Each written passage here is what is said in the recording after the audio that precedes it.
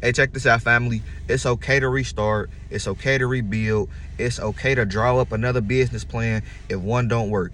It's okay, because whatever you have to do to become a better version of yourself, never be afraid to do it, because everybody doing it. I done it. You done it before. It's okay. Never feel bad for working on yourself and really coming up with different plans to execute to get to your goals. It's a part of life. Never feel bad about your situation. Never feel bad for restarting or rebuilding or coming up with different ideas. You know, it's a part of life. You know, and the more you allow people to make you feel bad about your decisions, that's going to hinder you from becoming that person that you need to be.